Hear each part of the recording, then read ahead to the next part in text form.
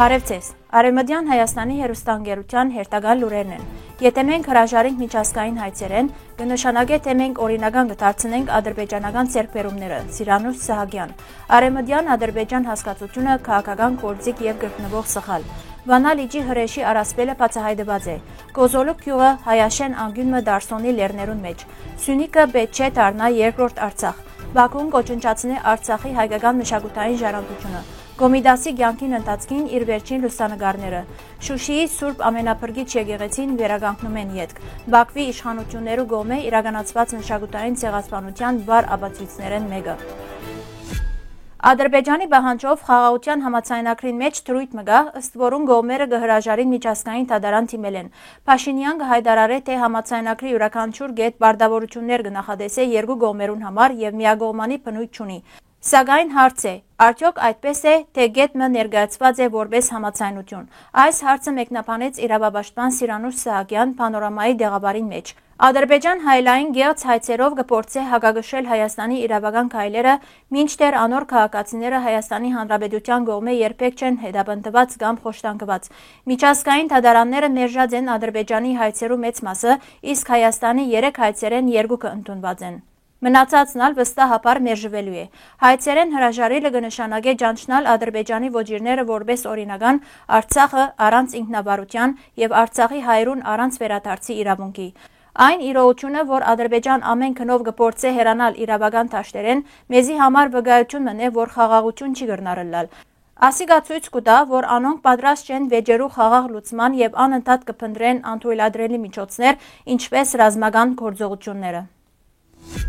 Ադրբեջանցի պատմաբան եւ իրավապաշտպան Արի Հունուս Արևմտյան Ադրբեջան քաղաքապարախոսությունը կնկատի արհեստական քաղաքական գործիք ստեղծված 1990-ականներն ի վեր ի պատասխան Արևմտյան Հայաստան հասկացության։ Ան կհայտնի, թե այս հասկացությունը նպատակ ունի պատմության աղավաղմամբ լարվածություն ստեղծել տարածաշրջանին մեջ։ Հունուս շեշտեց, որ ի դարբերություն այդ կեղծ պնդումներուն Արևմտյան Հայաստանը պատմական եւ իրավական իրողություն մնե ամրագրված Վուդրո Ուիլսոնի 1920 թվականի իրավարար վճիրով։ Ըստ անոր Արևմտյան Ադրբեջանի հրեդորապանությունը կծառայեր Թուրքիո եւ Ադրբեջանի աստեցության խորացման, ինչպես նաեւ Հայաստանի վրա ճնշում գործադրելու, հատկապես Զանգեզուրի միջանցքի հարցով։ Հունուս կնախազգուշացնե, որ նման քաղաքապարախոսությունները սպառնալիք են խաղաղության եւ խափանիչ միջազգային երկխոսության համար։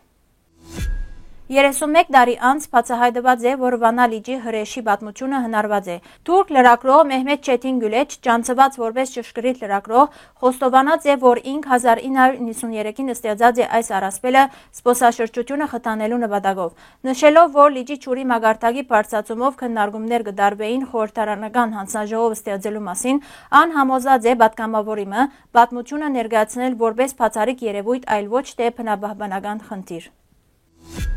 Կոզոլուկը Դարսոնի հյուսիսը գտնվող լեռնային գյուղ մնե, որ անցյալին բնակված էր հայերով։ 1909-ի չարթերեն առաջ հոնգը բնակային մոտ 80 հայկական ընտանիք, որոնց թիվը 1915-ին նվազած էր մինչև 40։ Գյուղը ուներ թե արաքելական, թե պրոտեստանտ եկեղեցիներ, ինչպես նաև Սուրբ Սարգիսը։ Այսօր Կոզոլուկը լուր վկա մնե հայոց ներկայության եւ հոգեվոր ժառանգության։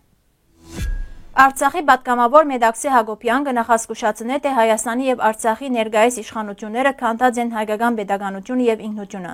Ան կհիշեցնե, որ սաթրիչ քաղաքականությունը հասուցած է 2020-ի պատերազմին։ Իսկ 2022-ին Փաշինյանի կողմէ Արցախի պատկանելիության ճանաչումը Ադրբեջանին, ինչպես նաև 2023-ին Ալիևի հարձակման ժամանակ դիմադրության բացակայությունը բերած են Արցախի հայատապման։ Սյունիքի մեջ տարածքներ կհանձնվին առանց հանրային վերահսկողության։ Սահմաններու բացվածքը արդեն վտանգներ կստեղծե։ Վերջին դեպքին օրինակով երկու անչափահաս հայտնված են թշնամիին վերահսկողության տակ։ Հակոբյան նաև կխստացնե հայ եկեղեցվո թեմ դարված արշավը եւ արցախահայության թեմ քարոզչությունը։ Ան կնշե. Սյունիքը պետք չէ դառնա երկրորդ Արցախ։ Եկեղեցին եւ ինքնությունը պաշտպանելը անհետացկելի են։ Մեդաքսե Հակոբյան գեզրափակ է. Սա միայն իշխանության թեմ բայկար չէ, սա բայկար է պետականության փրկության համար։ Պետք չէ սպասենք վերջնական գործանումին։ Պետք է գործել հիմա։ Ամերիկայի Միացյալ Նահանգներու միջազգային կրոնական ազատության հանձնաժողովը հունիսի 5-ին լսում իրականացուց Ադրբեջանի վերաբերյալ։ Լսումներուն մասնակցած են շարք փորձագետներ։ Քննարկման ընթացքին արձանագրված է, որ Ադրբեջանի մեջ կրոնական ազատության խախտումները կշարունակվին։ Անդրադարձ կատարված է նաև Արցախին, նշելով, որ հայկական կրոնական ժառանգությունը վտանգված է զարգացման բادرվագով դարվող ոչնչացման պատճառով։ Միջազգային կրոնական ազատության հանձնաժողով 2025 թվականի զեկույցին մեջ առաջարկած է Ադրբեջանը ներառել հատուկ հսկողության ցուցակին մեջ կրոնական ազատության գոբիթ խախտումներուն համար։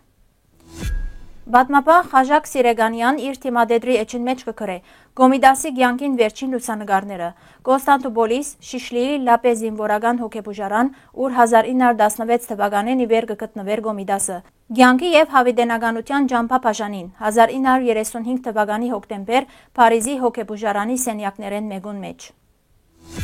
Շուշիի Սուրբ ամենափրկիչ եկեղեցին վերականգնում են ետք։ Այս լուսանգարը Բաքվի իշխանություններու կողմէ իրականացվող մշակութային ցեղասպանության վառ ապացույցներեն մեկն է։ Հարգելի հայրենագիտներ, այսօրվան համար այսքան էինք նախատեսած։ Շնորհակալություն ձեր ուշադրության համար։ Լավ մնացեք։